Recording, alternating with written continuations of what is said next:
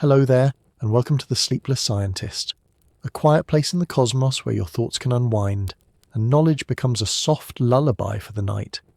Tonight's journey is not a simple one, but I promise you it will be gentle. We're going to take a long and curious walk through something you've lived with every second of your life, yet never quite touched. We're going to talk about time, not the kind marked by your kitchen clock, or the kind that ticks away during a meeting, or stretches endlessly when you're waiting for someone who's late.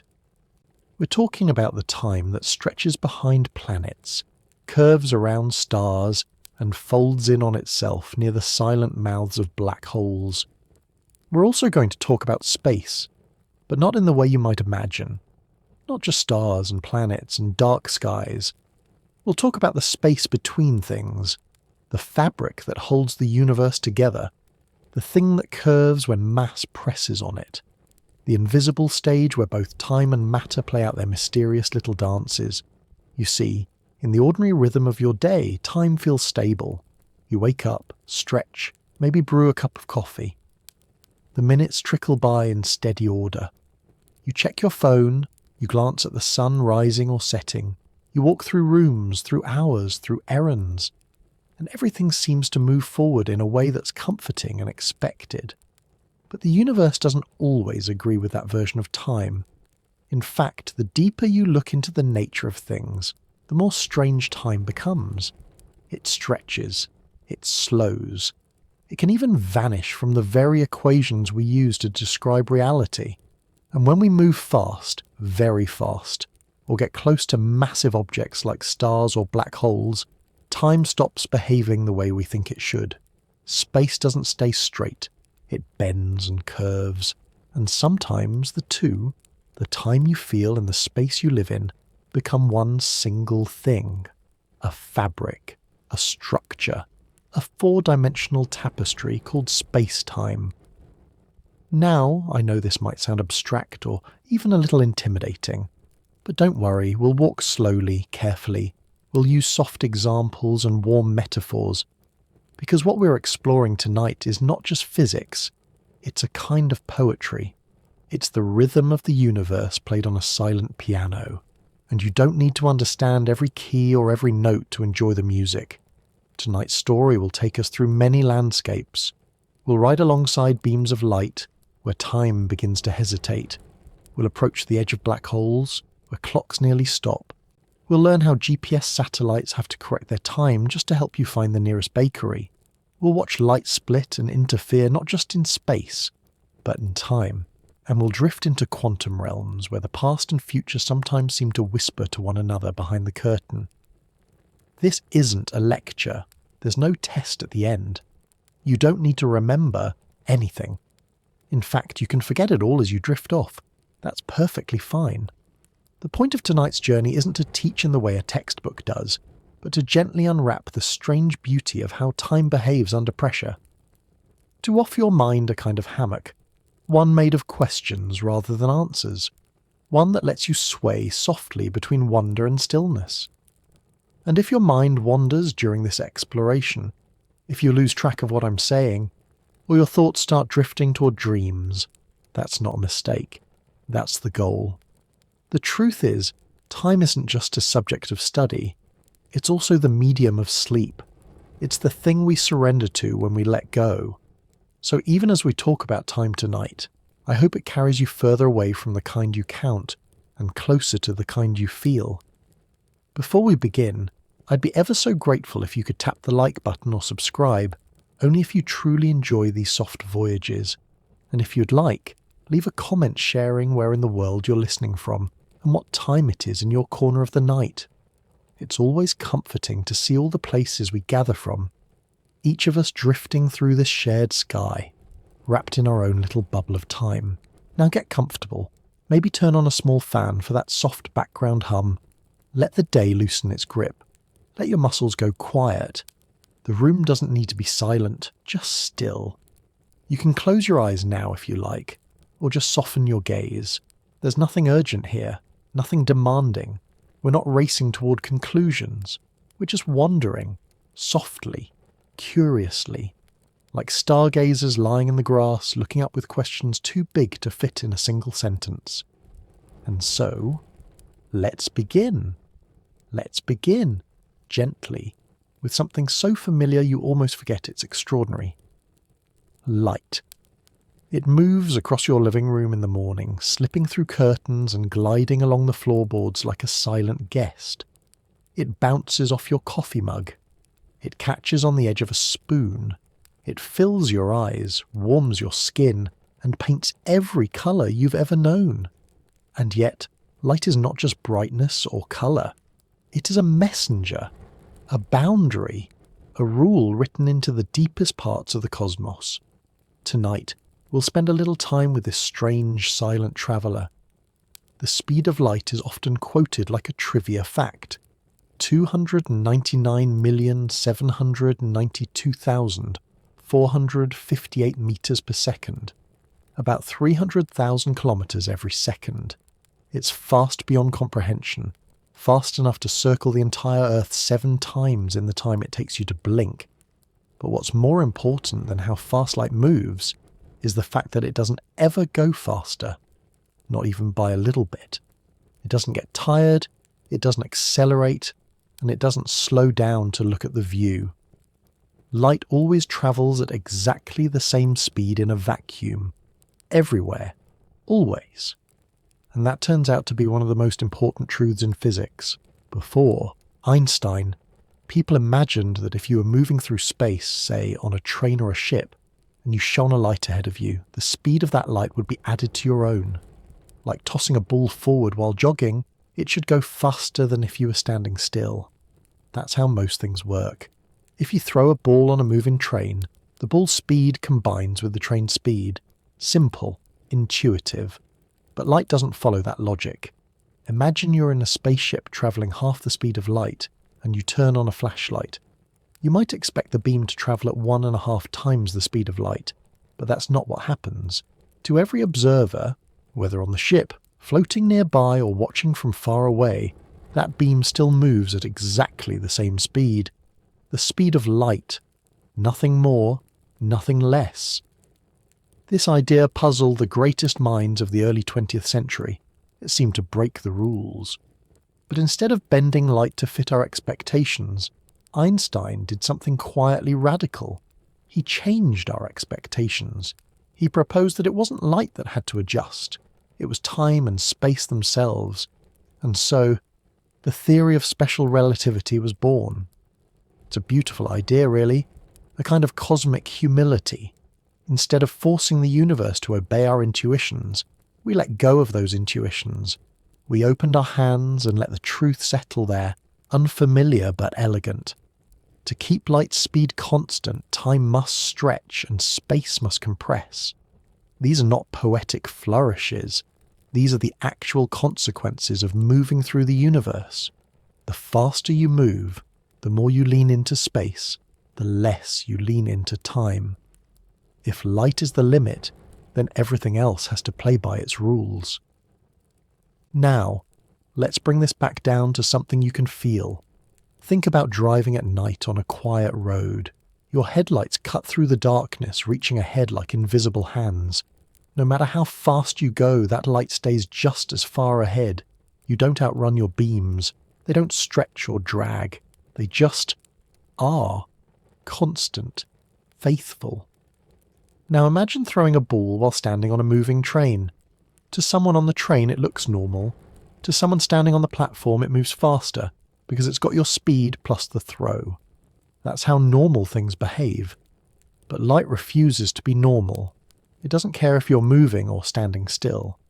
Its speed is the same for everyone, in every direction, no matter what. This constancy is strange. It goes against every gut feeling you've ever had about movement. But it's also the key to understanding why the universe works the way it does. Because if light's speed is constant, then clocks must tick differently depending on how fast you're moving. Rulers must measure different lengths. The passage of time itself must stretch and bend like warm taffy, depending on your motion. It sounds surreal, but it's real. We've measured it, verified it, built our technology around it. Your GPS wouldn't work without accounting for the strange rules of time and speed. Satellites in orbit move quickly enough that if we didn't adjust their clocks for relativity, your directions would be off by miles each day. All of this, these stretches of time and shifts of space, are not flaws in our instruments. They're features of the universe, built in, inevitable. A kind of cosmic choreography that we're only just beginning to learn the steps to. And at the centre of that choreography is light. You might think of light as just another part of your daily life. Flipping on a lamp, watching the sun rise, seeing your phone screen glow in the dark. But light is also a boundary. It's the edge of what's possible, the ultimate speed limit of the cosmos. No matter how powerful our rockets become, no matter how bold our engineering dreams may be, nothing with mass can ever quite reach the speed of light. And that's not because we haven't tried hard enough. It's because the very fabric of reality pushes back. As you accelerate toward light speed, more and more energy is required to go just a little bit faster. Eventually, it would take infinite energy to reach the speed of light, and infinity, inconveniently, is not something we can bottle or burn. And so, we live in a universe with a ceiling. A bright, constant, beautiful ceiling, and under that ceiling time and space behave like dancers in a slow waltz, shifting, swaying, adjusting to keep the rhythm of light unbroken. We'll explore what happens as we approach that ceiling next, but for now, let this thought rest gently in your mind. Every sunrise, every glowing screen, every flicker of a candle, is a reminder that you live in a universe where light never changes its pace. And because of that simple truth, everything else, time, space, even memory, must learn to stretch and bend around it. Now that we've settled into the strange truth that light is the unbreakable speed limit of our universe, let's take a slow step closer to it. Not by building rockets or boarding spaceships, but simply by imagining. Picture yourself in a sleek vessel, not a roaring machine with blaring engines, but something quiet, something that glides, a ship that hums with steady acceleration. Outside your window, stars begin to blur ever so slightly, not from your movement through space, but because of what space and time are beginning to do in response. At first, things feel normal. A second still feels like a second. Your breath, your thoughts, your blinking, all proceed in calm rhythm. But the faster you move, the stranger the world around you becomes. Not because anything is breaking, but because the laws of the universe begin to reveal their less familiar side. You might glance at a clock on the wall and see no change, but someone watching you from far away, from a planet perhaps, or a space station, would notice something peculiar. They would see your clock ticking just a bit slower than their own, and not because it's faulty or you've forgotten to wind it, but because time itself is stretching for you.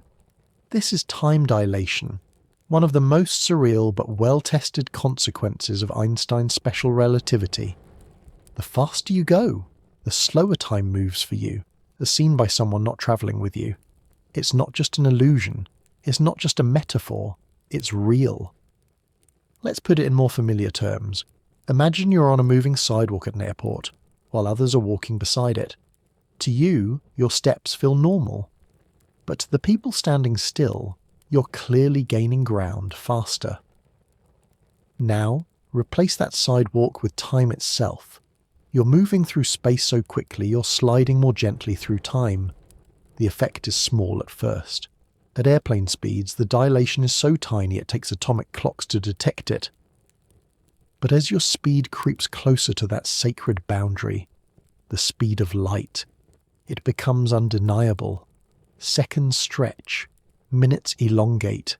You, the traveller, continue to live your life normally, unaware of the universe's adjustment. But to an outside observer, you're slowing down. Now imagine you're moving even faster, 90% of the speed of light, 99%, and then closer still. At these speeds, the world ahead of you begins to compress, literally. space itself contracts along the direction of your motion. This is called length contraction, and while it's not something you'd notice internally, it's how the universe maintains its balance. If your time slows down, distances ahead must shorten to keep the cosmic rules intact.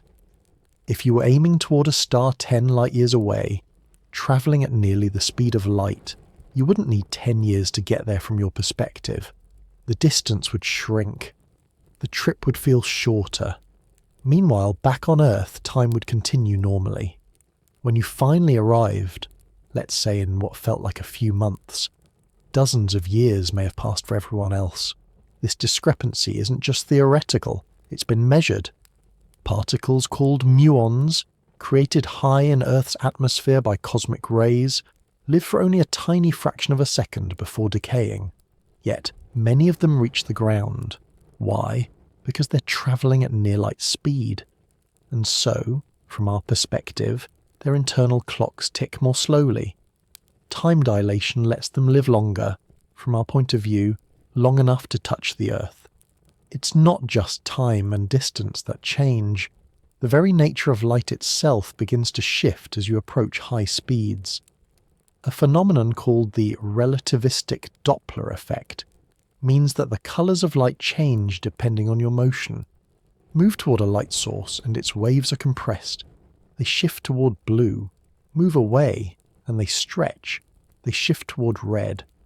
If you go fast enough, you'll begin to see parts of the spectrum normally invisible to the human eye. Ultraviolet light may slide into view. Infrared may become visible. It's as if speed itself unlocks new colours, new versions of reality. And then there's something called the searchlight effect. When you move very fast, the light ahead of you appears to bunch together. It becomes brighter, more focused.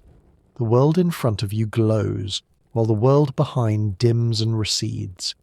It's not unlike driving through fog with your headlights on high beam. Everything ahead is lit, everything behind disappears into haze. All of these effects, time slowing, space shrinking, colours shifting, light focusing, are not tricks of perspective. They're built into the way the universe handles motion. They are what must happen in order for light's speed to remain unchanged for everyone. And while we can't build a ship to carry us near the speed of light, not yet, and perhaps never, we can build stories, thought experiments, mental journeys that help us understand the strange beauty of these rules. One such story is coming next. It's a tale you may have heard, the twin paradox. It's a gentle way of showing how two people, born on the same day, can live through different amounts of time, simply because one of them dared to move faster. But for now, take a breath. Let these ideas settle. The universe, it turns out, is not hostile to us. It's just more surprising than we thought. And light, so simple, so constant, is the guide that helps us see time not as a ruler, but as a ribbon. One that folds, stretches, and sometimes sparkles with unexpected colour when you move quickly enough to notice. Imagine two twins, born moments apart, sharing the same laugh, the same secrets, the same birthdays year after year. They grow up in the same house, eat the same dinners, whisper the same stories into the night. For all intents and purposes, they are two lives moving through time side by side, like parallel lines on a quiet graph. But now, let's send one of them on a journey. Not just any journey, but one of speed. One that takes her into space on a ship capable of moving near the speed of light. As she travels farther and faster, her twin remains behind, on Earth, living a life among familiar things. The ticking of clocks, the blooming of spring, the slow turning of calendar pages on the kitchen wall. Now, from her perspective, the twin on the ship, everything feels normal. Her heart beats steadily. Her meals follow the same rhythm. She reads, dreams, maybe writes long letters to send back. But as the ship accelerates, something strange begins to unfold. Time begins to behave differently for her than for the sibling she left behind.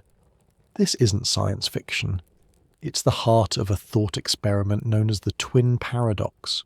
It's called a paradox because it challenges our everyday ideas about time, but within the strange, graceful math of special relativity, there is no contradiction at all.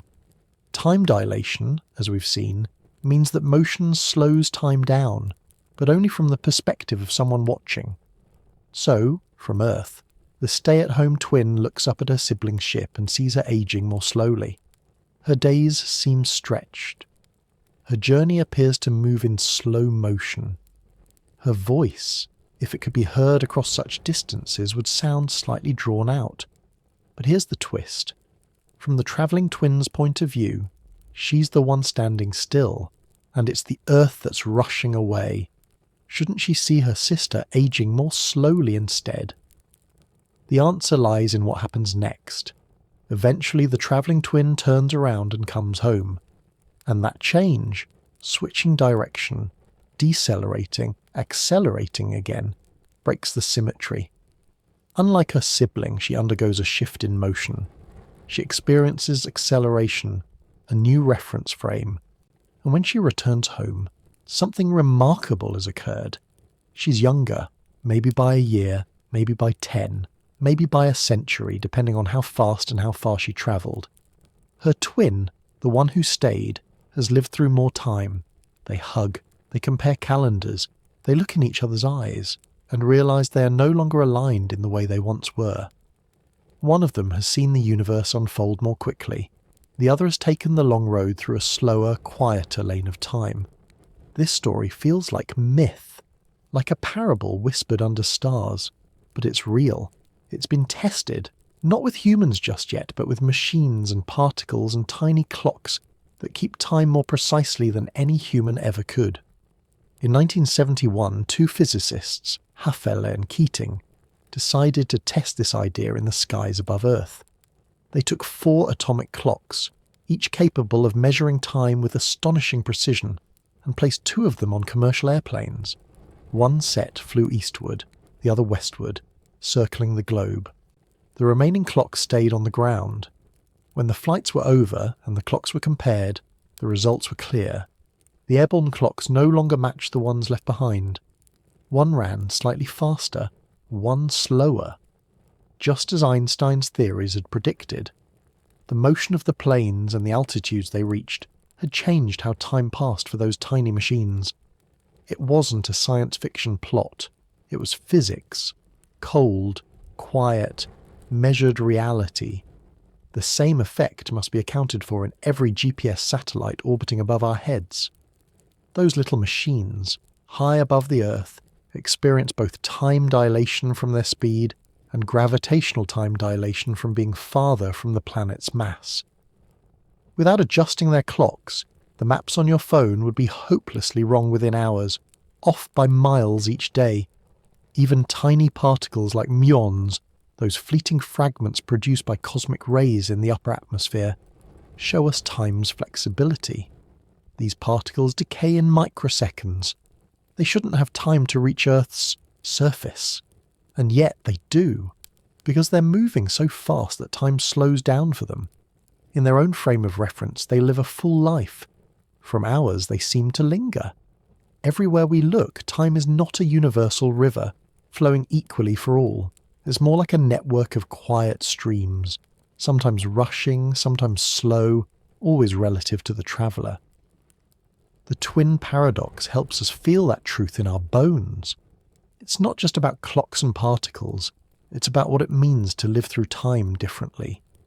Imagine leaving home for what feels like a year and coming back to find your friends older, your neighbourhood changed, your stories out of sync with everyone else's.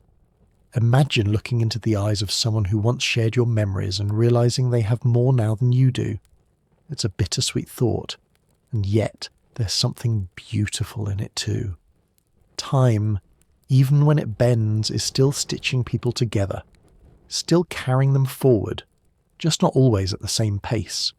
And maybe that's something you felt before in a smaller way.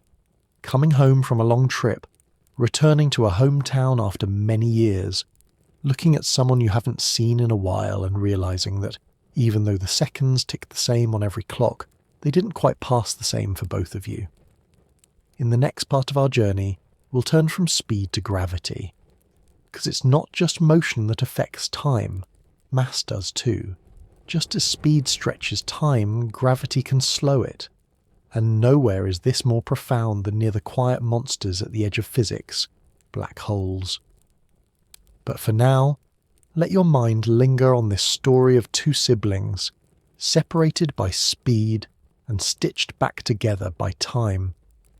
Let's take a quiet step away from speed for a moment, away from rockets and twins and the rushing edge of light. Let's turn instead to something more familiar, something that has always been with you, even when you weren't thinking about it. Gravity. You felt it every moment of your life, when you wake and your feet press against the floor, when a pencil slips from your hand and falls, when rain tumbles from clouds and lands softly on your skin. Gravity is steady, unchanging, a presence that pulls, but so gently you hardly notice. For a long time we thought of gravity as just that, a pull. Newton imagined it as an invisible force between objects, the earth pulling on you, the moon pulling on the tides, the sun pulling on the planets like a great celestial puppeteer. But in the early 1900s, Einstein began to think differently. He stepped outside the box and asked, what if gravity isn't a force at all? What if it's something deeper, something quieter and stranger? He began to imagine space itself not as a flat stage, but as something flexible, something that can bend and stretch and ripple, and not just space, time too. The two are not separate things. They are one fabric, space-time. Wherever there is mass, anything with weight, with substance, space-time curves. And the more mass there is, the more dramatic the curve. You can picture it like a blanket pulled tight. Place a marble on it, and it sits still. Place a bowling ball, and suddenly the fabric dips. Now, if you roll another marble nearby, it doesn't just move in a straight line. It curves inward, drawn not by a string, but by the shape of the fabric itself. This is the core idea of general relativity.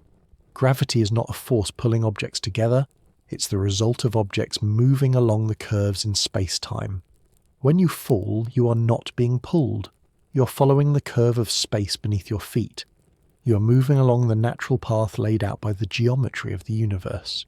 It's a comforting thought, in a way, that everything moves the way it does not because it's being tugged or yanked, but because it's simply following the shape of the world. Like leaves drifting along the bend of a river, like moonlight tracing the curve of a hill. This idea changes everything. It explains why planets orbit stars, why the moon stays close to the earth, why starlight bends as it passes near the sun. Light, which travels in the straightest line possible, will still follow the curve of space-time if that's the path before it.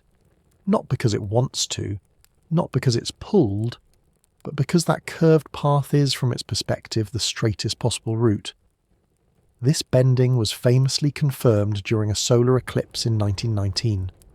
Scientists measured the position of stars near the sun's edge and found that their light had shifted just as Einstein had predicted.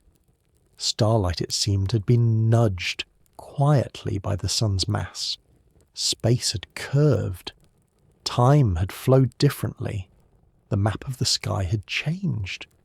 This wasn't just a victory for physics. It was a moment where the invisible became visible, where the universe's hidden rules stepped softly into the light. And you are part of this curved world too. Right now, as you sit or lie down, you're not being dragged downward. You're simply moving forward in time, but the space beneath you is curved. And so your path leans gently toward the Earth's centre. If not for the ground beneath you, you'd continue falling. Not because the Earth is pulling you, but because space-time is bent beneath your feet. You don't feel the Earth rushing up to meet you.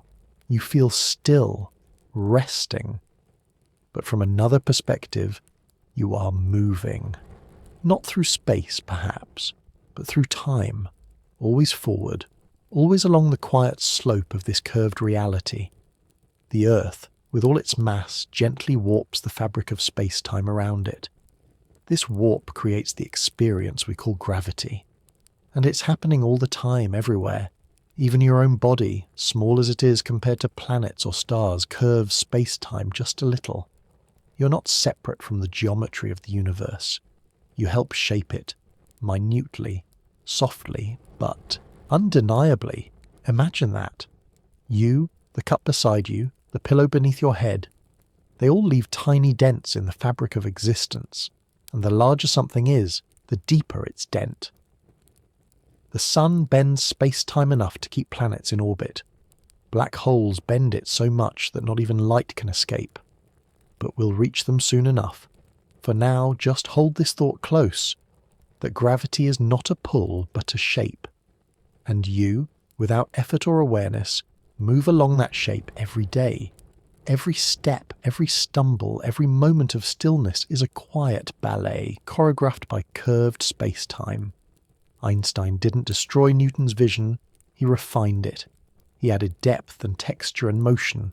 He revealed that the universe is not built on invisible forces, but on geometry, and that space and time are not passive backgrounds, but dynamic players in the story of everything.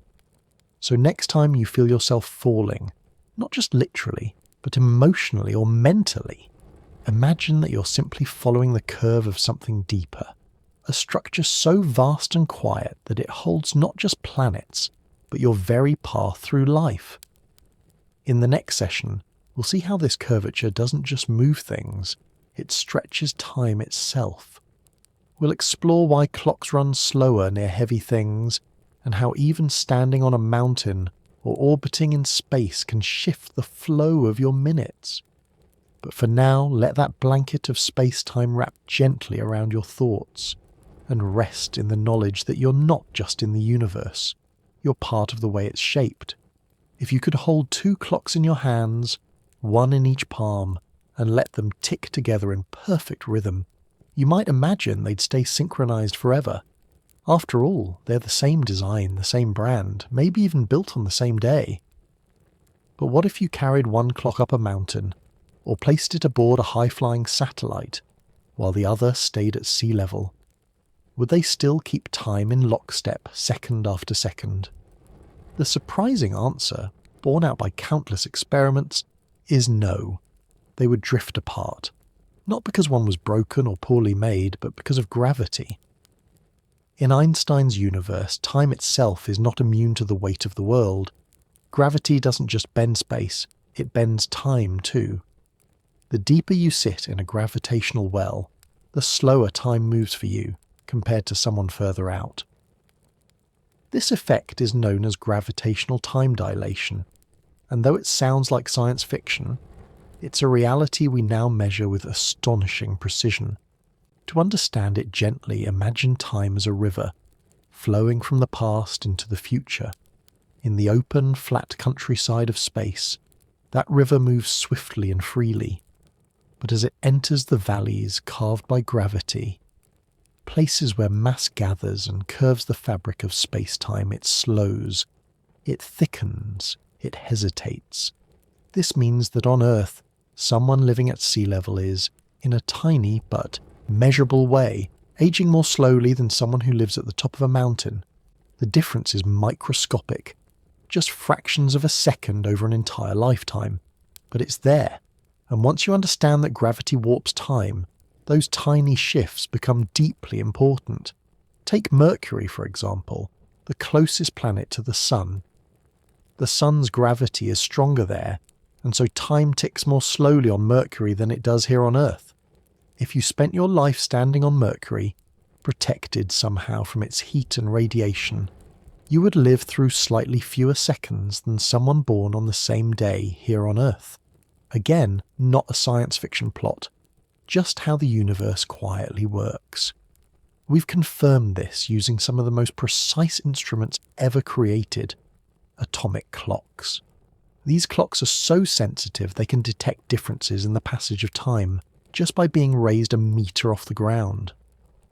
A clock on a table ticks ever so slightly faster than one placed on the floor, and this effect becomes critical when we look up, toward the stars, and toward the satellites orbiting our planet. Consider your phone. When you use it to get directions, to check the weather, or to call a friend, it often relies on signals from GPS satellites orbiting high above Earth. These satellites carry atomic clocks aboard, and to provide accurate data, those clocks must stay perfectly in sync with clocks on the ground. But there's a problem, two problems actually. First, the satellites are moving very fast, which means special relativity kicks in. From our perspective on Earth, their speed causes their clocks to tick slightly more slowly than ours. Second, they're far above the Earth's surface, which means they're in a weaker gravitational field. And according to general relativity, that means their clocks tick slightly faster than ours. These two effects push in opposite directions, but they don't cancel each other out perfectly. In fact, when you add them up, you find that a GPS satellite's clock runs about 38 microseconds faster per day than a clock on Earth. It might not sound like much, but if you didn't correct for that drift, your GPS location could be off by several miles within hours. So engineers, quietly and precisely, build Einstein's insights into every satellite. Relativity isn't just a thought experiment. It's baked into the systems we use every day, humming in the background as you search for a cafe or follow a map on a morning walk. Even astronauts aboard the International Space Station, just 400 kilometers above the surface, experience both kinds of time dilation. Their speed causes their time to slow a little, while their altitude causes it to speed up. The result is a net gain of about 0.007 seconds over 6 months in space. Tiny, but measurable, and poetic. Because it means that if two people are born on the same day, and one spends their life on Earth while the other spends it in orbit, they will return to find themselves ever so slightly out of sync. Time, like a soft whisper between them, will have passed differently. These aren't just numbers, they're invitations to wonder. What does it mean for time to depend on where you are? For the flow of your life to stretch or shrink based on how far you are from a mass? We often speak of time as a constant, as a drumbeat, as a metronome ticking across the entire cosmos in perfect identical rhythm. But the truth is, time is local, time is personal. Time responds to gravity, to speed, to position, to you. The deeper you are in a gravitational well, the slower your seconds. The further you climb, the faster your minutes. It's as if time flows like water, and gravity thickens it, slows it, bends its rhythm just enough that you can notice, if your instruments are patient enough, or your imagination gentle enough. And so, wherever you are right now, on a bed, on a sofa, in a city by the sea, or in a cabin high in the mountains, time is moving just a little differently for you than for everyone else.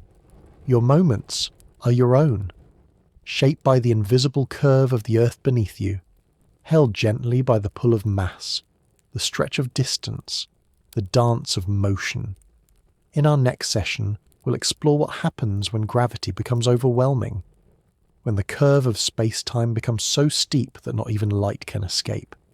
We'll approach, slowly and softly, the edge of the black hole, the place where time slows not just slightly but almost to a halt. But for now, let this idea settle, that gravity doesn't just hold you down, it holds your time. It shapes your minutes and stretches your seconds, wrapping you in a rhythm that is both universal and entirely your own. There's a place in the universe where time stretches so slowly, so delicately, that from far away, it seems to stop entirely. A place not of chaos, but of stillness, where light falters, where clocks lose their rhythm, where the very fabric of space and time is drawn so tight, so sharply curved, that not even the fastest thing we know, light itself, can find a way out. This place is called a black hole, but don't let the name mislead you. A black hole is not a thing exactly. It's not a ball, or a sphere, or a pit in space.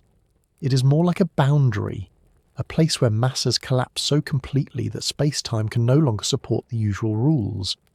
It is what remains when a star burns through its fuel, loses its ability to fight against gravity, and gives in to its own weight. The collapse doesn't stop.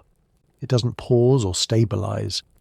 It continues inward, past all familiar landmarks of matter, until it curves space-time into a singularity, an invisible core where the equations break down. But you don't have to fall all the way in to feel the effects. Let's imagine, slowly, carefully, that you're floating near the outer boundary of a black hole.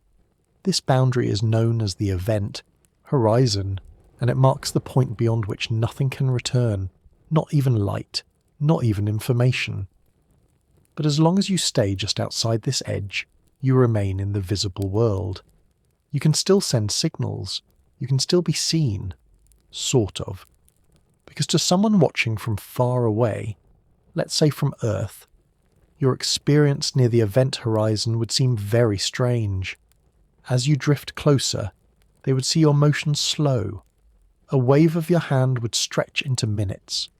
A blink might take an hour. Your final few steps, your final few breaths, would seem to take an eternity. From their perspective, you never quite fall in. You simply linger, frozen at the edge, like a candle flame trapped in glass. This is not a trick of light. This is time dilation in its most extreme form. We've talked about how gravity slows time. On Earth, it's barely noticeable. Just microseconds here and there. But near a black hole, the gravity is so intense that time slows to a crawl. And the closer you get, the slower it flows. For you, everything feels normal. Your heart beats at its usual pace. Your thoughts drift by like they always do. But to anyone else, you're being stretched through time. It's as if the universe is pulling the brakes on your existence.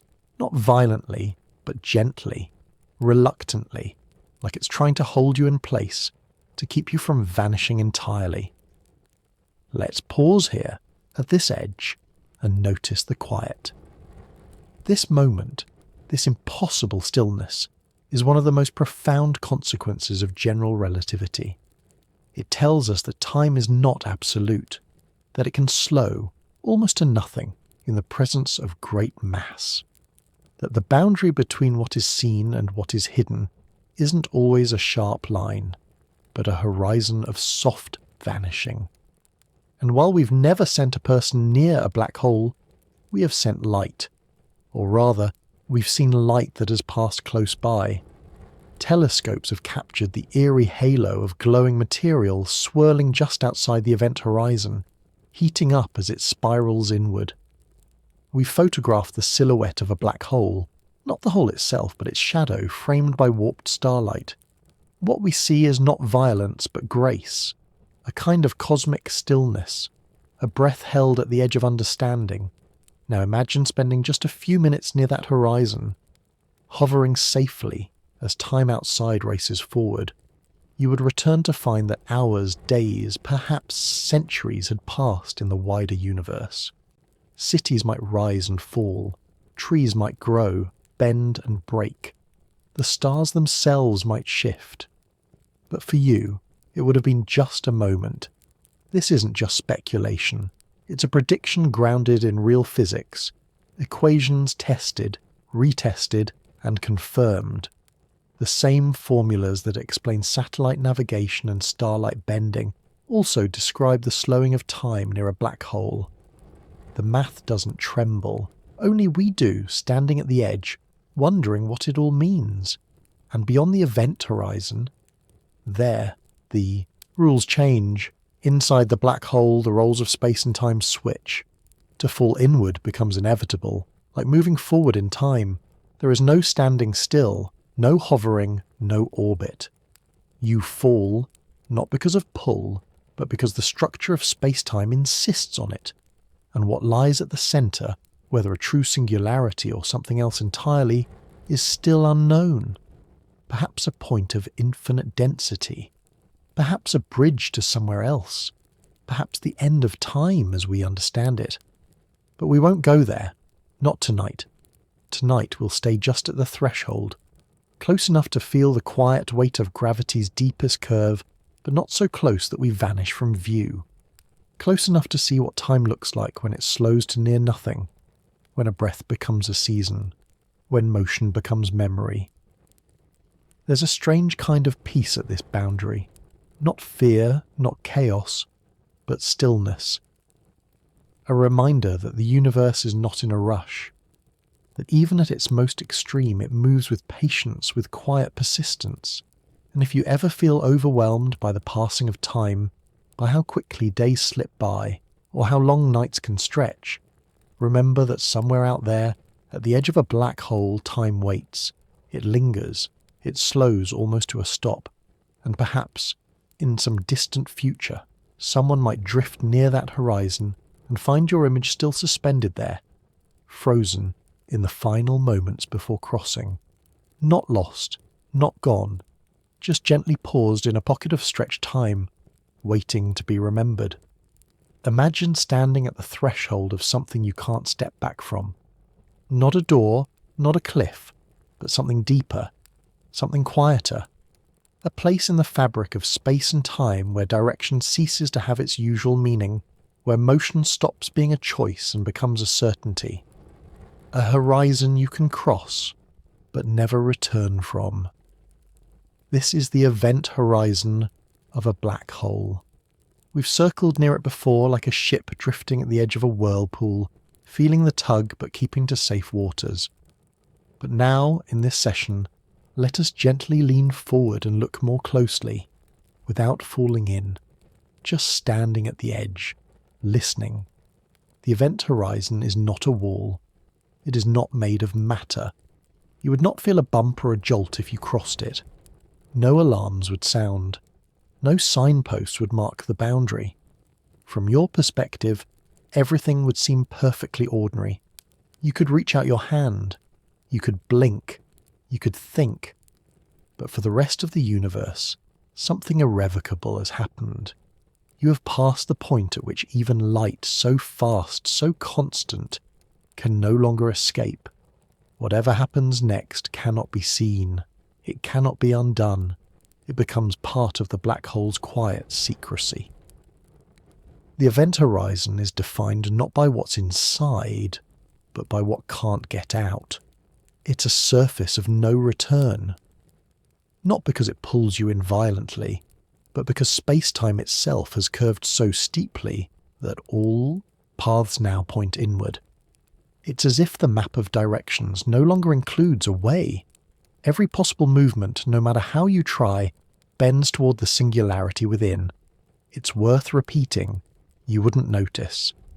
To the falling traveller, the horizon is silent. No threshold is felt. Time, from your point of view, flows as it always has.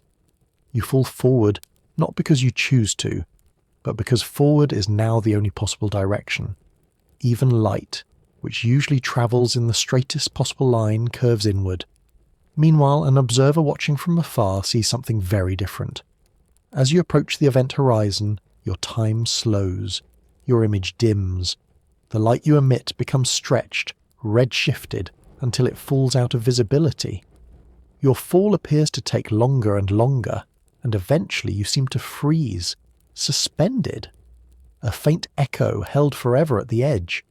You become not a falling figure, but a lingering shadow.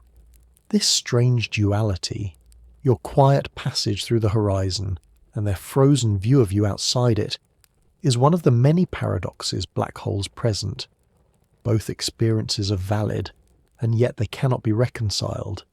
Time itself becomes relative not just in pace, but in form. Two realities unfolding in parallel, never agreeing, never meeting. The event horizon is also a keeper of secrets. Because we cannot see inside, we cannot know what happens beyond. The singularity, that point of infinite density at the black hole's centre, remains veiled. It lies not just in shadow, but behind a curtain of unreachable time. Even if you sent signals back, radio waves, pulses, particles, they would never arrive. Not because something is blocking them, but because the very geometry of space-time prevents their escape. To step beyond the event horizon is to vanish, not violently, not loudly, but softly, as if you've walked behind a mirror and left no reflection, as if the universe has folded around you and closed the page. And yet, the story doesn't quite end there, because black holes, for all their mystery, are not silent forever. They may not let light escape, but they do let information slip away, in subtle, complicated ways we're only just beginning to understand. Physicist Stephen Hawking proposed that black holes are not perfectly black. Instead, they emit a faint glow known as Hawking radiation, a theoretical process where pairs of particles near the event horizon are split apart by quantum fluctuations, with one falling in and the other escaping. Over unimaginable timescales, this process could cause the black hole to evaporate, to shrink, to disappear. But this creates a new puzzle, perhaps one of the deepest in modern physics. If black holes evaporate, what happens to the information about what fell in? Is it lost forever? And if so, does that violate the fundamental laws of quantum mechanics, which say information cannot be destroyed? Or is the information somehow encoded in the Hawking radiation itself, scattered like ashes into the wider universe? This is known as the black hole information paradox, and it remains unresolved. It sits at the intersection of general relativity and quantum mechanics, two towering pillars of science that don't quite agree on how reality should behave at the smallest, strangest scales. Some physicists believe that the information is smeared across the event horizon, encoded like a hologram on the surface of a three-dimensional object. Others think it's stored deeper inside in ways we cannot yet access. Still others propose radical new models of space and time that dissolve the boundary altogether. But for now we do not know. We can only drift near the edge, peer into the silence, and wonder. You might ask, why should this matter to someone lying in bed, listening quietly, far from black holes or event horizons? Because these questions remind us that the universe is not finished, that there are places where our maps fade, where the rules we thought were absolute begin to bend, and even in the darkest corners of space there is mystery, not menace, just mystery. The event horizon, then, is not just a boundary in space. It is a metaphor for the edges of knowledge, for the place where science meets silence, where wonder begins. So as you rest here, near this cosmic threshold, let yourself imagine not falling in, but simply standing nearby, watching the universe swirl slowly towards something you cannot follow, listening to the quiet curve of time as it stretches towards stillness. The edge is not an end, it is an invitation to question. And we are not alone in asking. Beyond the event horizon, there are no postcards, no signals, no escape routes, no stories carried home.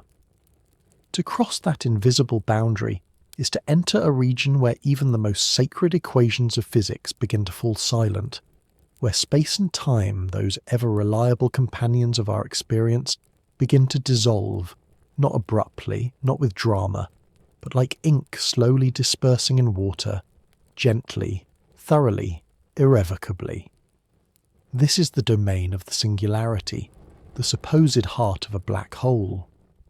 Though the word may sound ominous, what it represents is not a thing but an absence, not a structure but the collapse of structure, a place, or perhaps a state, where matter is compressed into an infinitely small point, where density becomes incalculable, where space-time curves so steeply inward that it no longer forms meaningful paths at all. At least that's what our current equations tell us. But here's the quiet truth. Our equations were never designed to handle this.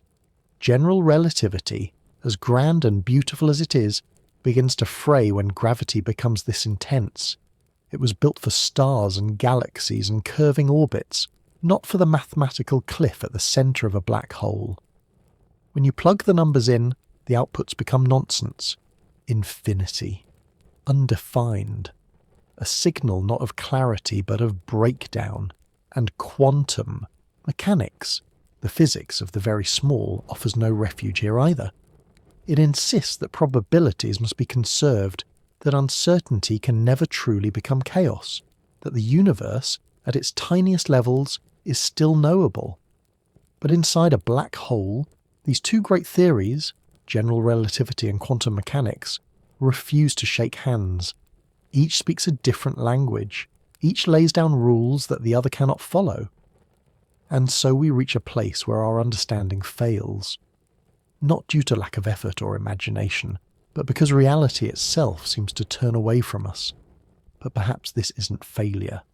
Perhaps it is a reminder that knowledge, like light, has its own horizon. Let's imagine for just a moment what it might feel like to be near this singularity, not rushing toward it, but simply drifting softly toward the core. From your perspective, time continues. Thoughts still flow, but space itself becomes strange. Dimensions you once moved through freely, forward, backward, up, down, begin to fold inward. Directions lose their meaning. There is no stable here anymore, no fixed location. You're not crushed, you're not burned. You're simply moving into a region where location and motion are no longer separate, where space becomes time and time becomes something else. Imagine walking into a cathedral made not of stone, but of silence, where the walls are so vast, so curved, that every sound you make returns as a whisper of possibility.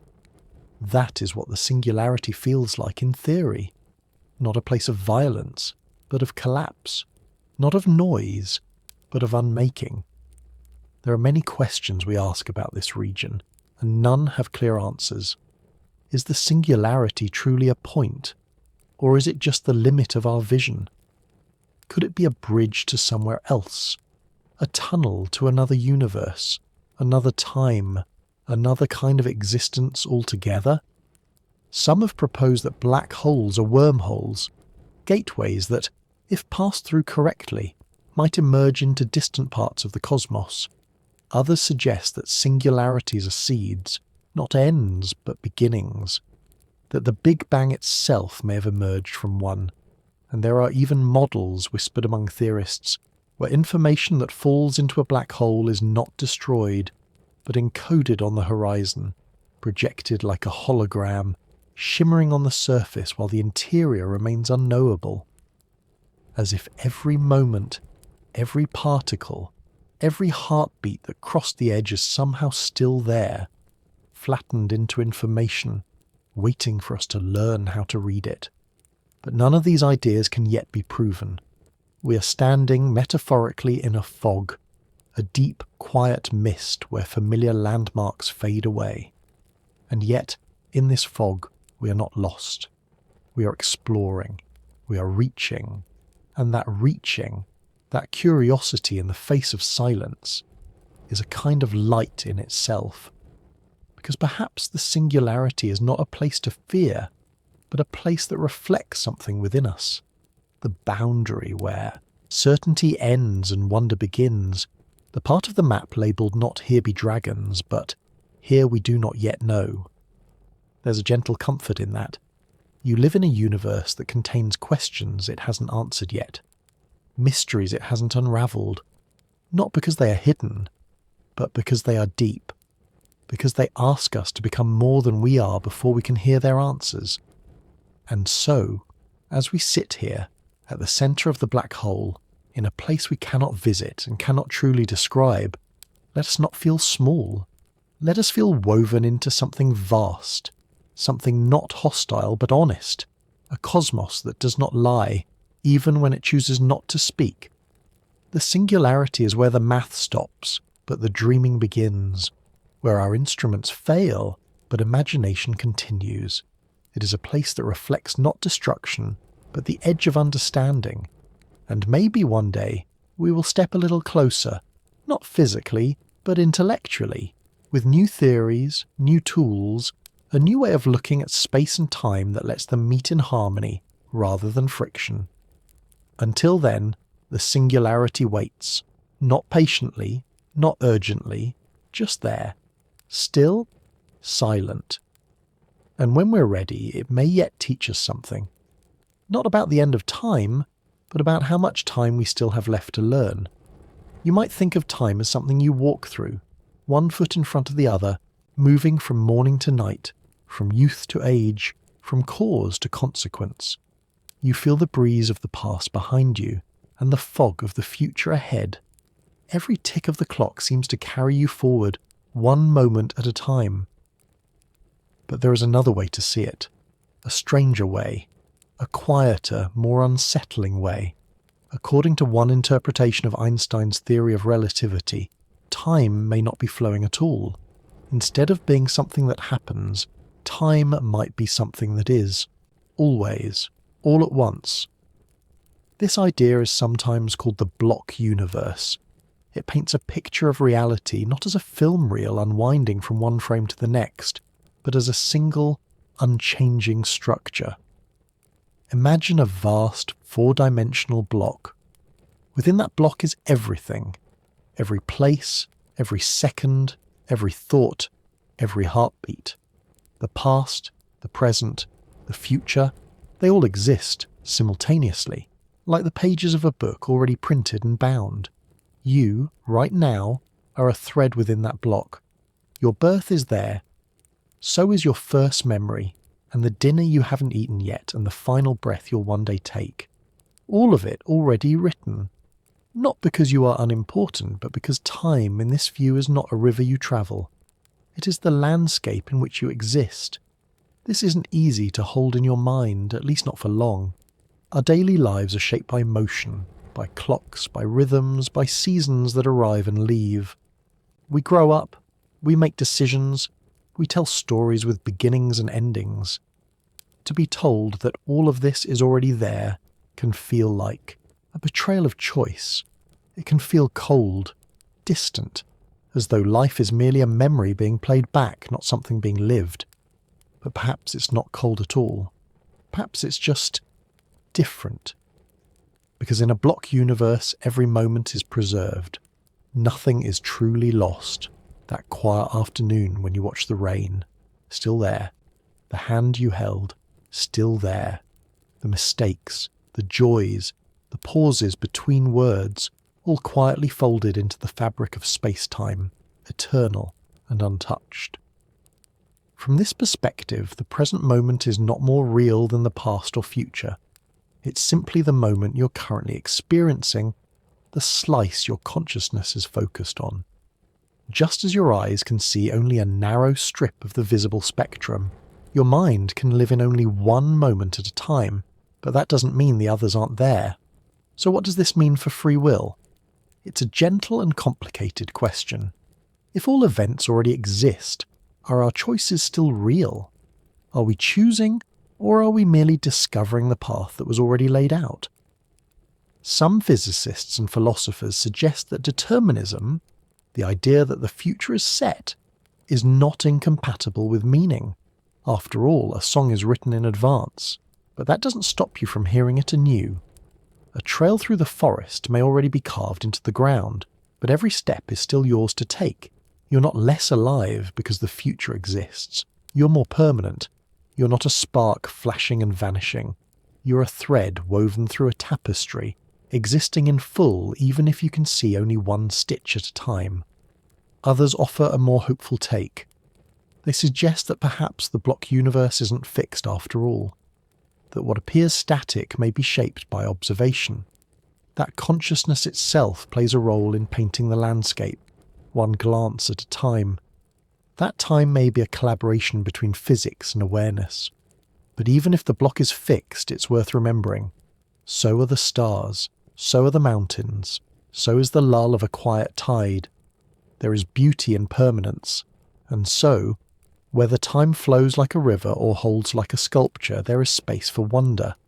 You can still marvel at how the future remains unseen. You can still feel awe when a memory returns. You can still breathe deeply in the now, knowing it is one point in a constellation of moments that together form the shape of your life.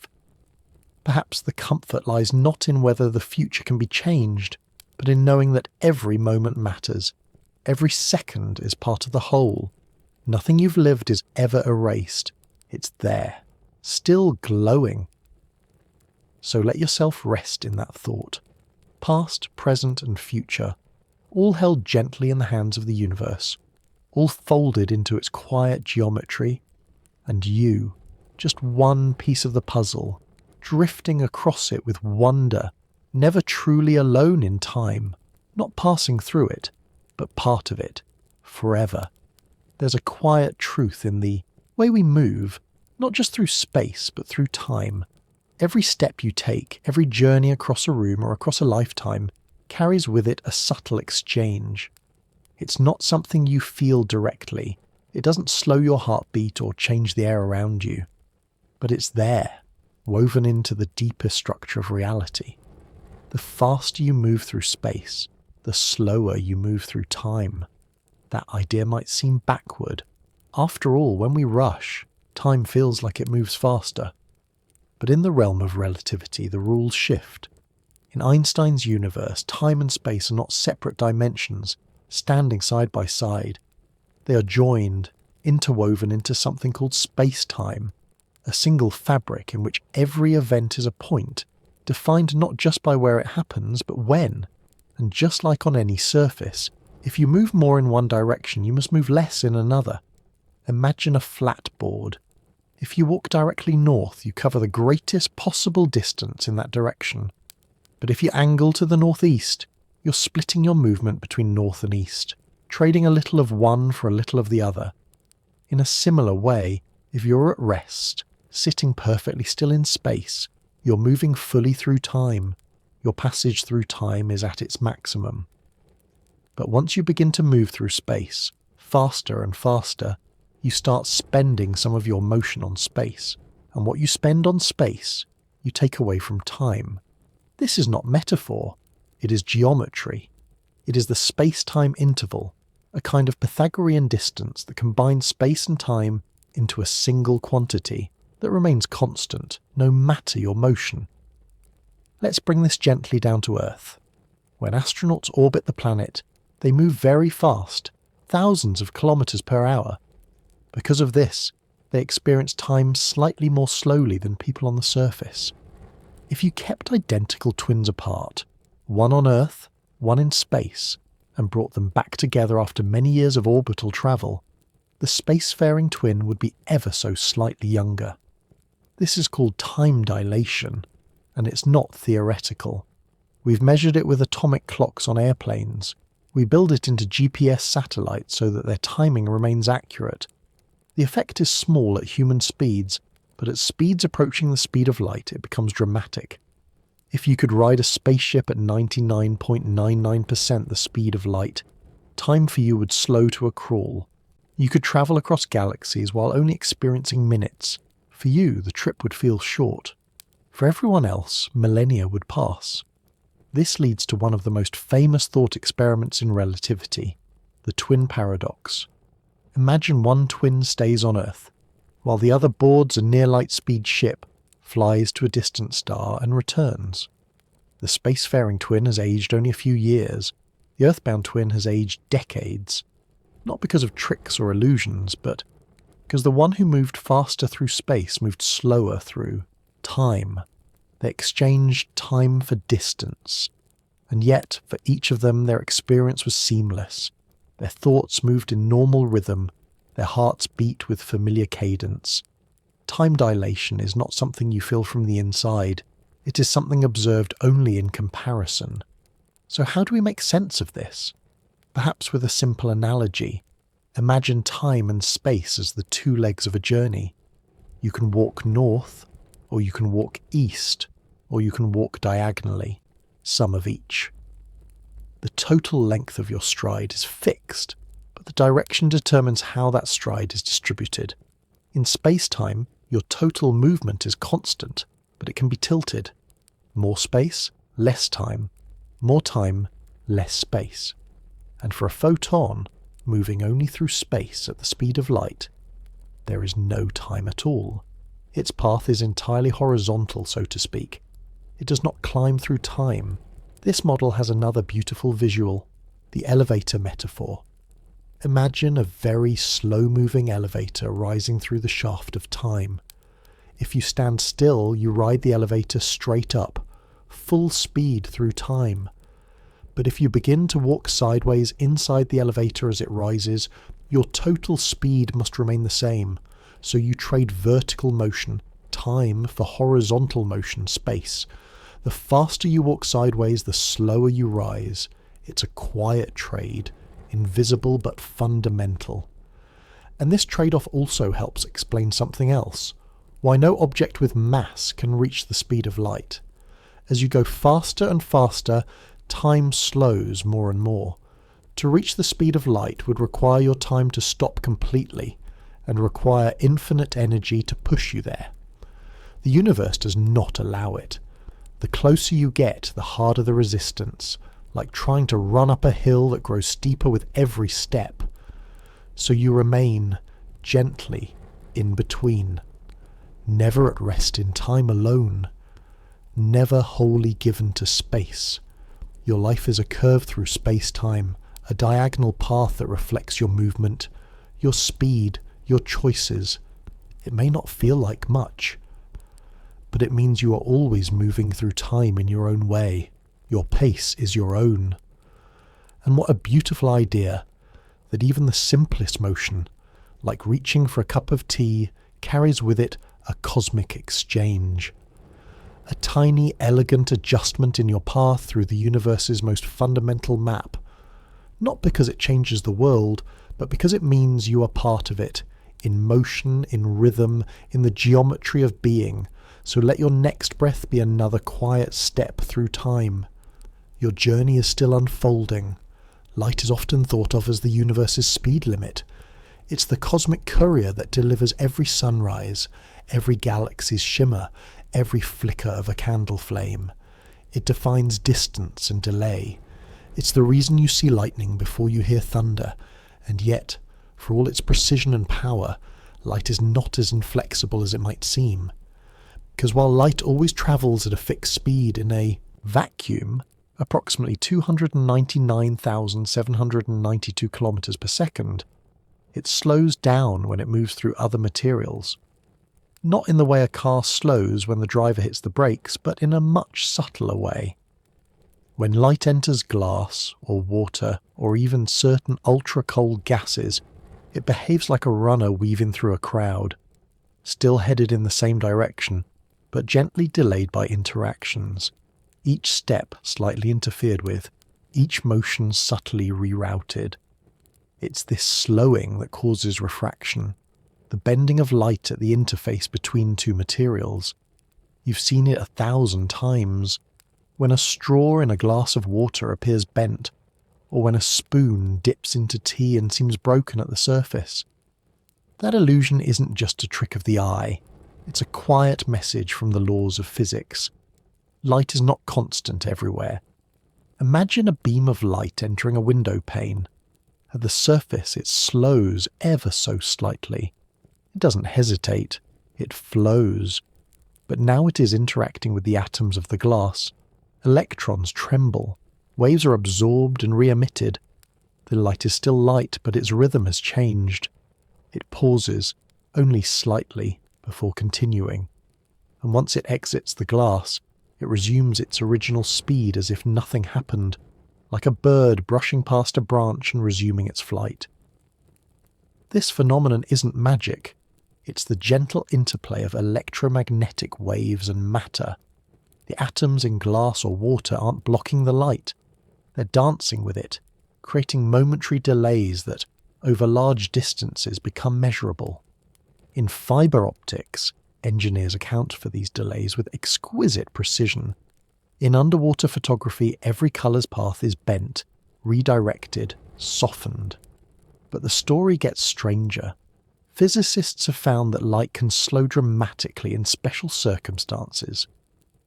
In ultra-cold gases, just billionths of a degree above absolute zero, scientists have coaxed light to slow down to mere meters per second. In some cases, they've even stopped a light pulse entirely, storing it in the medium like a memory, only to release it moments later. Like placing a dream in a bottle, corking it, and uncorking it when you're ready. What does it mean for light to stop? It means the energy and shape of the pulse are transferred into the atoms of the material, held in a kind of suspended choreography. The dance of light becomes a still pose, frozen, held, waiting, and then, when triggered, the dance resumes and the light continues on as if no pause occurred.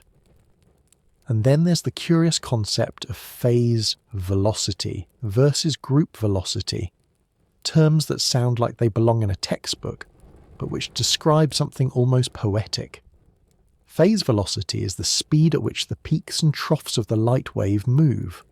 Group velocity is the speed at which the actual pulse, the packet of energy, travels. In certain materials, these two velocities can differ dramatically. In rare setups, phase velocity can even exceed the speed of light. But this doesn't violate relativity, because it carries no usable information. It's like seeing a shadow move faster than its source. The light hasn't broken any rules, it's just playing with them.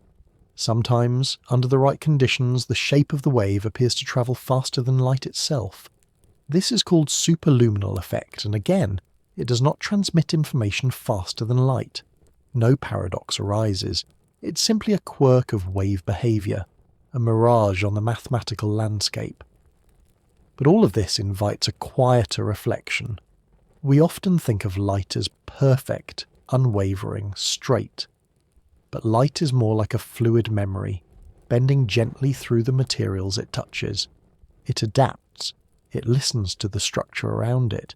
It shifts its pace, not with complaint, but with grace. When you sit by a window and watch sunlight spill across a wooden floor, you're witnessing a journey that has passed through space, atmosphere, window pane, and air. It has bent, paused, slowed, and reaccelerated, all to rest, just for a moment, on the surface of your afternoon. And light doesn't mind. It never hurries. It simply finds a path. In ancient times, people believed light was instantaneous, that when you opened your eyes, it reached the stars and returned without delay. Only later did we learn that light has a speed, and that speed can stretch or shorten, depending on what lies in its path. And now we know that even this speed is not fixed in all places. That light has a texture to its journey, a softness, a willingness to pause.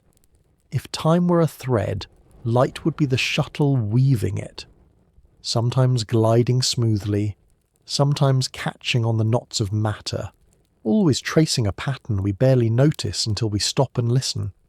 So next time you see a rainbow, or a shimmering pool, or even the distorted shadow beneath a glass of water, remember, you're seeing time slightly rearranged by light, bent but not broken, slowed but not stilled. And in that subtle delay, a kind of beauty blooms, a reminder that even the fastest thing in the universe takes its time. What if, instead of passing through slits in space, light could pass through slits in time? It's an idea that sounds like science fiction, perhaps even poetry.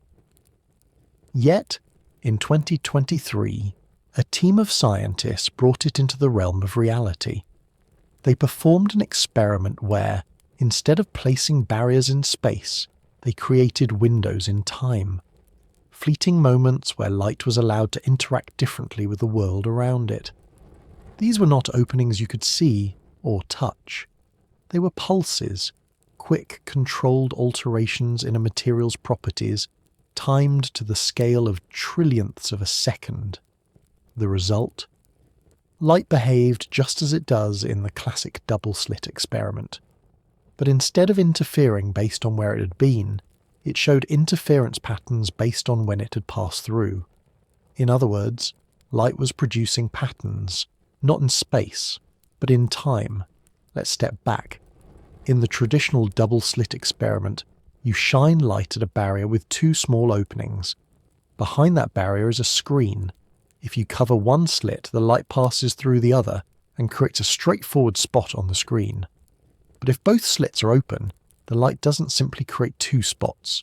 It creates a series of bands, bright and dark stripes, an interference pattern. This tells us something odd. The light behaves like a wave that passes through both slits at once, interfering with itself. It doesn't choose a path until it's observed, and even when particles like electrons are fired one at a time, the pattern still appears, suggesting that each particle somehow tests multiple paths before deciding which to take. Now take that idea and flip it. Instead of slits in space, imagine rapid pulses, changes in a material's ability to interact with light, flicking on and off at two different moments. A photon passes through, not through space, but through time windows, and just like before, it produces an interference pattern, not across a surface, but across a timeline. This experiment was not theoretical. It was conducted using ultra-fast lasers and carefully modulated materials. And the results suggest that photons don't just explore paths across space, they explore paths through time, or more precisely, their behaviour is influenced by changes that occur at specific times, not just at specific locations. It raises an almost haunting question. Does light sense time before it passes through it? That phrasing is, of course, metaphorical. Photons are not conscious. They don't think or choose in any human way, but they respond in ways that challenge our intuitive understanding of causality. Some interpretations suggest that light behaves as if it is sampling all possible timelines before settling on one outcome, as if the path through time is just as malleable, just as fuzzy as the path through space. Imagine throwing a pebble into a calm lake. The ripples spread outward. Now imagine doing this not with a single splash, but with two timed splashes, close together, just milliseconds apart. What if the ripples could interfere not just by overlapping in space, but by overlapping in the order they happened? That's what time-slit interference hints at. Timing itself may be a medium through which light moves and bends. These experiments also suggest something even stranger: temporal refraction. Just as a lens bends light in space, creating a focus point, it's possible to design materials or moments that bend light in time. A temporal lens. A pulse that compresses or stretches the timing of a wavefront, just as glass stretches or contracts its path through distance. This isn't science fiction. It's an emerging branch of optics, time domain optics, where physicists manipulate not just where light goes, but when it exists. With femtosecond precision, they can sculpt the time course of a beam, delaying it, splitting it, or merging its echoes. And while this research is still young, its implications reach quietly into the nature of time itself. Because if we can bend light and time, what does that say about the fabric of time? Is it elastic? Can it ripple, refract, reflect? These aren't just mathematical curiosities. They invite us to picture time not as a straight line, but as something textured, a medium, a landscape with hills and valleys, places where signals can linger or leap ahead, places where a beam of light might pause or split or gently interfere with itself. You may wonder if this means the future can influence the past. It's tempting to think so. After all, some experiments in quantum mechanics, like the delayed choice experiment, suggest that measurements made now can retroactively change the way particles behaved earlier. But here, we must tread carefully. These effects don't allow for sending information backward. They don't let us rewrite history.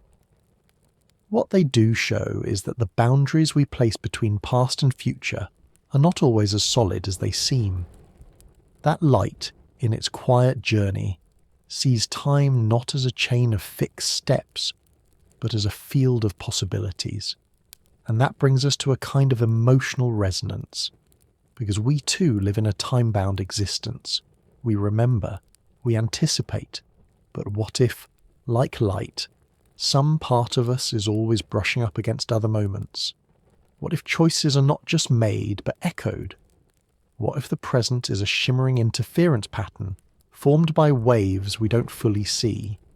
It may be that we'll never know what light truly experiences, but we can walk beside it for a while. We can use it as a guide, not just through space, but through time. Let the idea settle softly. Time is not just something we move through. It's something that can shimmer, that can bend, that can hold echoes of light in its folds. And sometimes it's not just where we are that matters, it's when we are, and how we let that moment pass through us, like a photon slipping through a slit in time.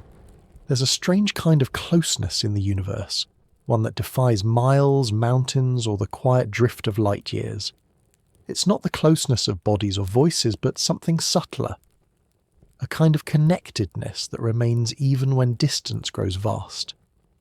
In the world of quantum mechanics, this closeness has a name: entanglement. To be entangled in the quantum sense is to share a state with another particle in such a way that no matter how far apart the two particles become, their properties remain coordinated. If one is found to spin up, the other spins down. If one leans left, the other leans right. These are not choices made ahead of time. They are not stored instructions waiting to be revealed. They are linked outcomes, as if the particles whisper to each other faster than light could ever travel, or as if they were never truly separate to begin with. Imagine two dancers performing the same choreography on opposite sides of the earth. No music to guide them, no signal between them, and yet they move in perfect harmony, one twirling just as the other dips, one pausing just as the other spins. Watch one, and you instantly know what the other is doing. This isn't just coordination, it's connection at the most fundamental level. Einstein famously called it spooky action at a distance. He didn't like it. To him, physics should be local.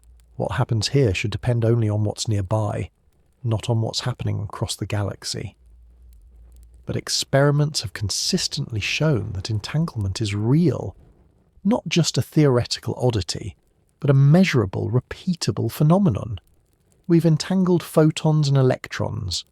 We've sent entangled particles to opposite ends of cities, islands, even into orbit. And no matter how far apart they go, their connection remains. Measure one, and you instantly know something about the other, even if they're too far apart for light or any signal to have passed between them. But here's the twist. Entanglement does not allow communication faster than light. It doesn't let you send messages across the stars in an instant. It's not a cosmic phone line. What it does transmit is correlation, not causation. No usable information is sent. Instead, it's as if the particles are bound by a shared script, a script that only becomes readable once both measurements are made. It's not that one particle sends a message to the other. It's that the universe itself enforces the connection. The results make sense only when seen together, like two halves of a sentence written on opposite pages of a book. So what does this have to do with time? Everything and nothing. Entanglement isn't about time delay or time travel. It's about the absence of time between cause and effect. When you measure one entangled particle, the result is correlated with the others, no matter the time that passes, no matter the distance in space. In that moment, separation vanishes. The particles behave as if they are not two things at all, but one system spread thinly across space. And this leads to a quiet, beautiful paradox. The more we try to isolate and categorize particles, the more we discover that their reality is relational. A particle doesn't simply exist. It exists with something else. It is defined by its connection. Its behavior doesn't arise in a vacuum. It arises in context. The quantum world doesn't just allow this. It seems to prefer it. This is deeply different from how we experience time in our daily lives. In our world, cause comes before effect. A bell rings, and then the dog barks. The sun rises, and then the world warms. But entanglement offers no such order. There is no first and second, no before and after. There is only joint behaviour, unified, timeless. And this timelessness is not just metaphorical. In many interpretations of quantum mechanics, entanglement exists outside the normal flow of time. It's not bound by clocks or calendars. It doesn't wait. It doesn't anticipate.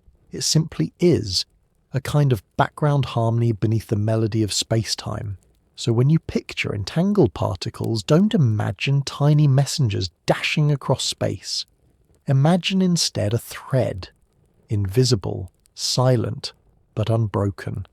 A connection that doesn't stretch across space but ignores it, that doesn't travel through time but transcends it. And now, bring that image closer to home. Imagine that, at the moment you were born, something in the cosmos shifted.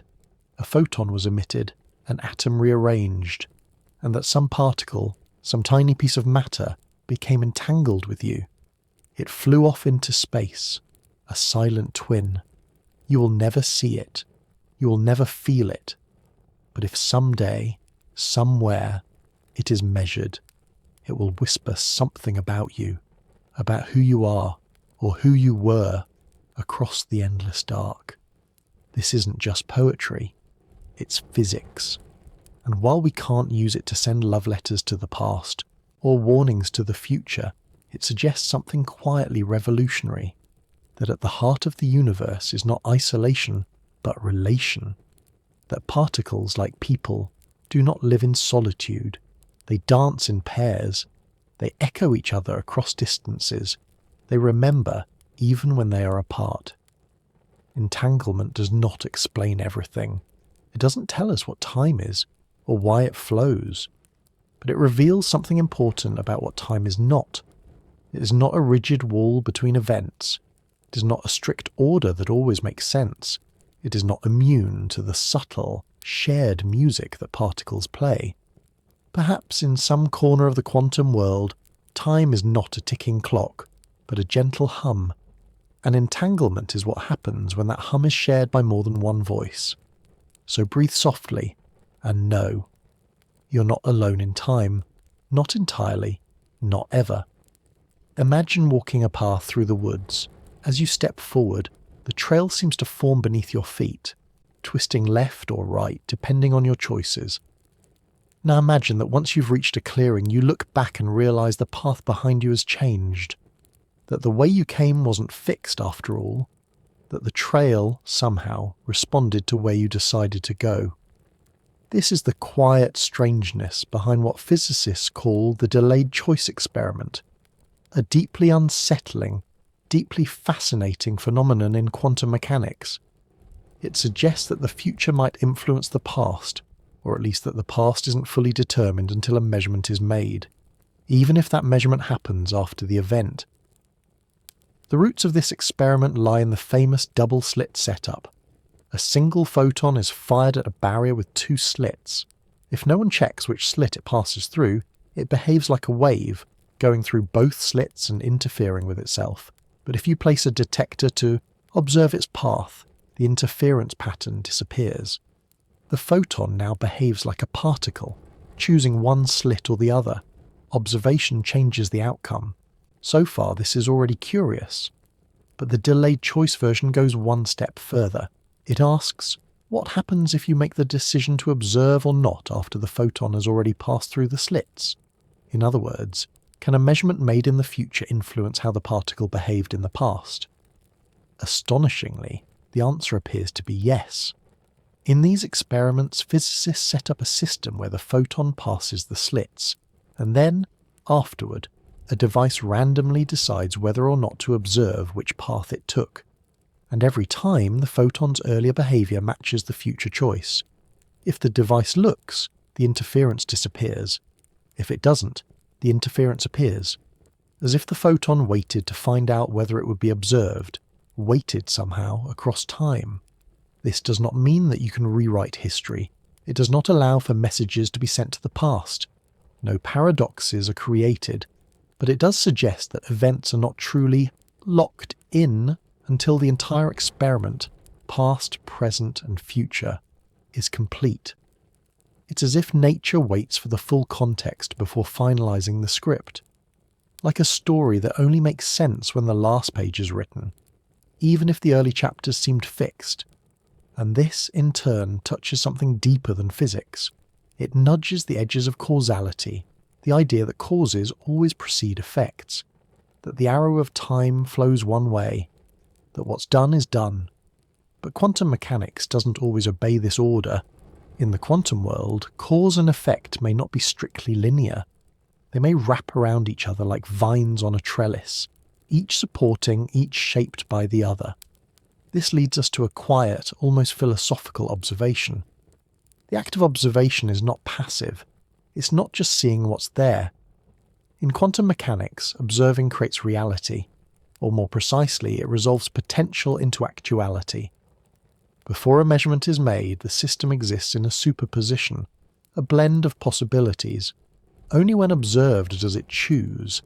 This is often referred to as the observer effect, but it's more subtle than simply looking. It's about interaction, about entangling the system with a measuring device, which in turn is connected to the rest of the universe, including you. And here's where things become quietly profound. Because in the delayed choice experiment, it's not just your present action that shapes the present moment. Your future action helps define what the past must have been. Does this mean the universe is watching itself?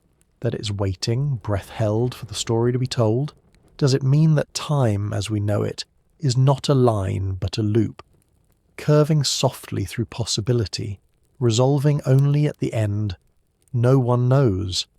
And perhaps that's the point, the beauty of the delayed choice. Experiment isn't that it gives us answers, but that it asks something we didn't know could be asked.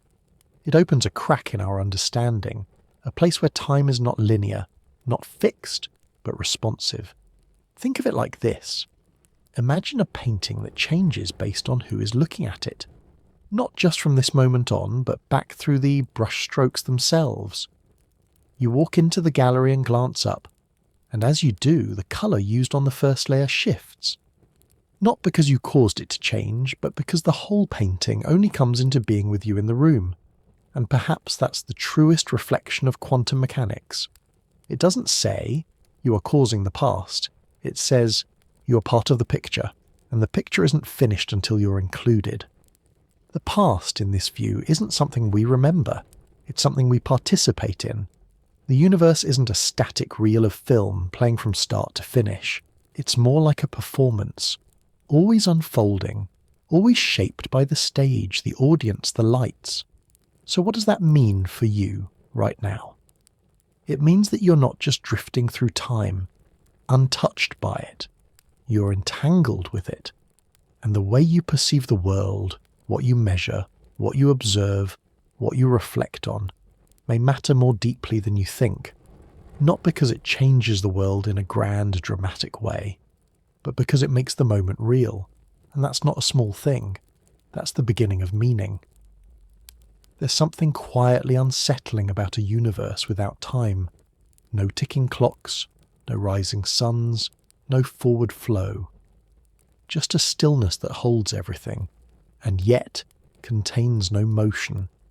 It's the kind of idea that feels impossible to grasp, like trying to remember a dream just as you wake.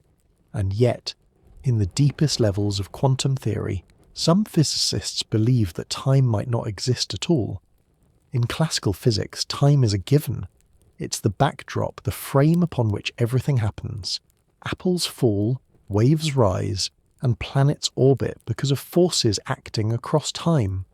Even in Einstein's space-time, time is a dimension. Curved, relative, but still there. It ticks forward, unevenly perhaps, but always forward. But in quantum gravity, the attempt to merge quantum mechanics with general relativity, that ticking may disappear entirely. Some of the equations at the heart of this effort, like the Wheeler-DeWitt equation, describe the entire universe in a way that does not include time as a variable at all. Not even slowed. Not even warped. Just missing. Instead, the universe is described as a vast, static configuration, a wave function that encompasses all possible states. In this view, change is not something that occurs in time. It is something that arises from comparing different parts of this timeless whole. Time is not a line, it's a relationship. Imagine a photograph, not just a picture of a moment, but a picture that contains every moment at once. You don't see them all at the same time, of course. You see one, then another. But that's not because the photo is changing. It's because you are moving through it, scanning, noticing, experiencing. In this analogy, you create time by noticing differences, by comparing one frame to the next. This leads to one of the most radical ideas in modern physics, that time is emergent. It's not a fundamental ingredient of the universe, but a pattern that arises when certain conditions are met, when entropy increases, when systems interact, when observers observe. It's like a melody that appears when notes are played in sequence. The notes are real. The melody is something we feel, something we perceive. But it doesn't exist in isolation. You might ask, if time isn't real, why does it feel so real? Why do we remember the past but not the future? Why does ice melt but never unmelt? Why do we grow older instead of younger? And that's where entropy comes in. Entropy is a measure of disorder, or more precisely the number of possible arrangements of a system. A tidy room has low entropy. A messy room has high entropy. And the universe, it turns out, tends to move from low entropy to high. That's not a law, it's a statistical truth. There are just far more ways for things to be messy than to be neat. This one direction, from order to disorder, is what gives time its arrow. It's what allows us to say, this came before that. In a perfectly symmetric, timeless universe, there would be no arrow, no forward, no backward, just the whole thing, all at once. But entropy gives us a sense of direction, a flow, a before and after, and memory too plays a part. We remember the past not because it's more real, but because our brains are wired to store information that way. Each memory is a record, a trace, a footprint in the sand. The future has no such footprints, at least none that we can access. Some physicists, like Carlo Rovelli, describe time as a kind of illusion of perspective, a consequence of the way we interact with the world rather than a fundamental part of it. According to his theory, what we call time may simply be the result of limited knowledge. We see only part of the system, and that partial view creates the sensation of flow. In this sense, time is like temperature. No single particle has a temperature. It's a property that emerges when you look at many particles together. Similarly, no single particle has a ticking clock. But when enough particles interact in the right ways, and when observers like us come into the picture, time appears. It's humbling and strangely beautiful. Because it means that time, the thing we live by, measure by, age by, might not be a structure we move through, but a story we tell ourselves. A narrative our brains weave from difference and memory and change. A sensation that helps us make sense of the static, timeless tapestry of the cosmos. But don't let that unsettle you, because even if time is not fundamental, it is still real in the way that matters most. It's real because we experience it, because it gives rhythm to our lives, because it frames our beginnings, our endings, our dreams. A timeless universe isn't one without music. It's one where all the notes are already there, waiting. And what we hear as we move through it is the melody of now, the quiet pulse of presence, the soft rise and fall of awareness. So perhaps the question isn't whether time exists, but what kind of reality we grant to things we feel. To the scent of morning coffee, to the warmth of a hand held a moment longer than expected, to the silence between heartbeats. If time is just a shadow we cast upon the world, then it is a very beautiful shadow, one that helps us find our place in the light. You're not falling anymore, you're floating. That quiet realization comes slowly, like dawn leaking through heavy curtains.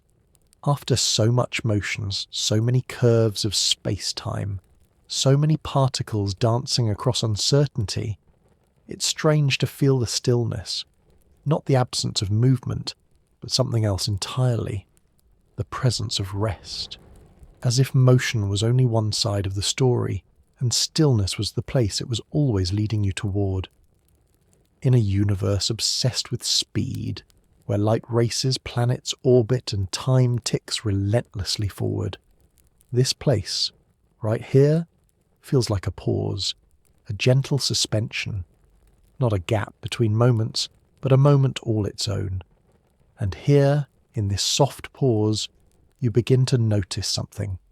Without a clock, time starts to feel different.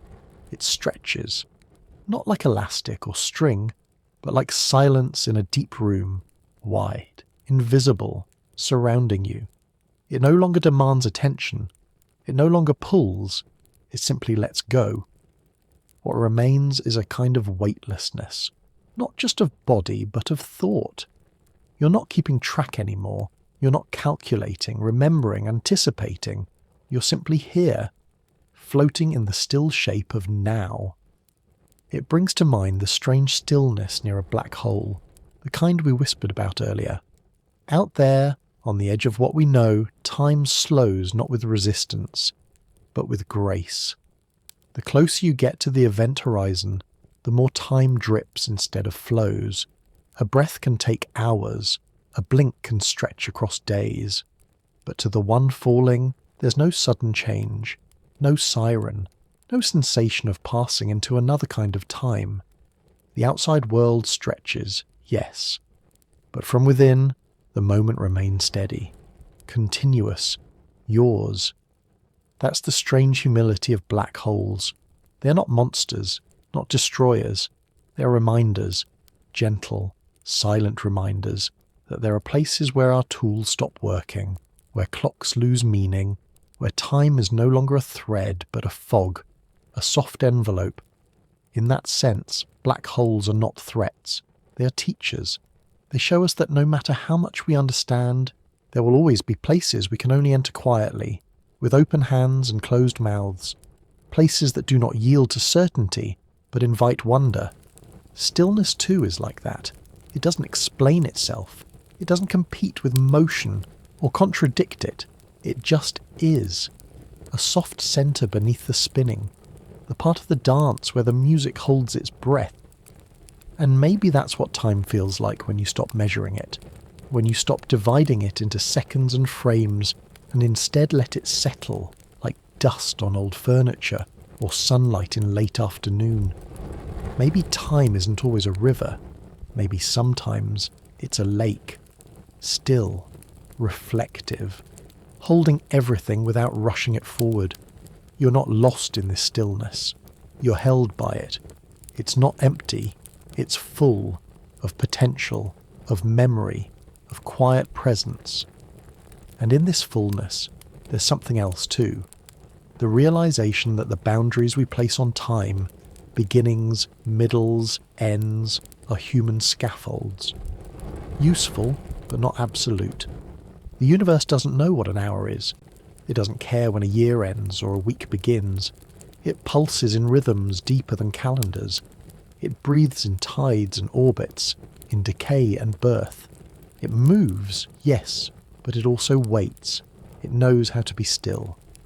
And perhaps that's the lesson we often forget, that rest is not failure, that stopping is not falling behind, that drifting is not losing the way. Sometimes stillness is the most honest state of being, because in that stillness things can settle, patterns can form, ideas can echo, and you can hear yourself think, or not think. You can let thought drift away entirely, like a feather on a windless night. You can close your eyes and not search for answers. You can soften into the shape of the space around you. You're not falling anymore, you're floating, and the universe, it seems, is floating with you. Not rushing, not pushing, just pausing, together. So stay here for a while if you like. Let time forget to pull. Let gravity ease its grip. Let the clock on the wall become just another shape in the room, silent and still. Let the memory of motion rest. There's nothing to solve here, nothing to achieve, no destination left unmet, only this, only now. Only the quiet shape of stillness, curved around you like the gentlest gravity, holding everything that matters and releasing everything that doesn't. You've travelled far, not in miles perhaps, not in footsteps measured by roads or oceans, but in thought, in wonder, in quiet steps across invisible paths. And now, here you are, at the soft edge of understanding, at the fading light where thought becomes reflection, and reflection gives way to rest. This is not the kind of journey that asks for souvenirs. There is no certificate at the end, no final test. What you've carried with you was never weight, only curiosity. And what you carry away is not an answer, but a feeling. You might not remember every detail. You don't need to. The equations, the paradoxes, the slippery edges of time, they can blur now, like writing left too long in the rain. Because what truly matters isn't the facts we held tightly, but the moments we let soften us, moments like these. The universe is vast, yes. It spins with energies beyond comprehension. It folds and stretches and echoes with light too faint for our eyes. But within all that magnitude, there is something tender, something that lets you belong to it, not in spite of your smallness, but because of it. You're not outside of time, nor trapped inside it. You're stitched into it. You're made of it, not just in the poetic sense, not just stardust and atoms, but in the quiet mathematical truth that you are a pattern of movement through space and change through time, a pulse, a rhythm, a short-lived arrangement of particles that, for a while, knows how to think and breathe and ask impossible questions, and then, like all things, returns to stillness. But tonight, you're not returning. Not yet. You're drifting. You're a voyager, still sailing. A tiny vessel in the tide of everything. The stars are not watching you, but you are watching them, and that's a kind of magic. You are the brief observer. The lantern lit for one night only, and somehow that's enough. Because to observe is to participate. To notice is to shape. And though the universe may be timeless at its core, the way you felt it tonight, the way you followed its quiet thread, has given it a moment. Your moment. You're not nothing. You're not lost. You're stardust remembering how to fall. And falling isn't failing. Falling is what stardust does. It gathers, it cools, it shapes planets and oceans and blood and breath. It falls into being and then falls back into silence. But every fall is a becoming. Every descent is a return. Tonight, you are returning. Not to some faraway place, but to yourself. To the rhythm beneath the noise. To the quiet core of your mind where time does not chase you. Where gravity is a memory, and clocks are just decorations on a wall that no longer needs measuring. Breathe gently. There is no rush. The universe has waited this long. It can wait a little longer. You may wonder, sometimes, if time is slipping away too fast, if the years are blurring, if the future is too large and the past too heavy. But time is not something you can hold in your hand. It's not a possession, it's a current, and you are already floating in it. Let go. Let your thoughts move like leaves on water, not steered, not hurried, just drifting. You do not need to remember the twin paradox. You don't need to grasp the Wheeler-DeWitt equation or resolve the delayed choice experiment. What matters is the feeling they leave behind. A reverence, a stillness, a question cradled rather than solved. What if time is not what we thought? What if we are not what we thought? And what if, instead of fighting to find the end, we simply rested in the question? That's what sleep is after all. It's not escape, it's trust. It's saying, I will let go, and the world will continue. It's the softest kind of bravery. And tonight, as your thoughts slow, and your breath deepens, and the corners of the cosmos fade into velvet shadow, that bravery is yours. Sleep well, small voyager. You've wandered through space-time and photons, through entropy and paradox. You've stood near the edge of black holes and peeked inside the quiet halls of quantum mechanics. You've felt the weight of clocks and then forgotten them. And now, all that's left is rest. Let the last light dim. Let the stars go on blinking unnoticed. Let the hum of the universe carry you. You're not late. You're not behind. You're exactly where you need to be, between one breath and the next. The journey is not over, but for now, it pauses. And so, with all the warmth of drifting suns and all the softness of uncounted hours, I leave you with this. Time has a way of slipping through our fingers, but here, in this quiet moment, it's just you and the hush of rest. Sleep peacefully, wherever and whenever you may be.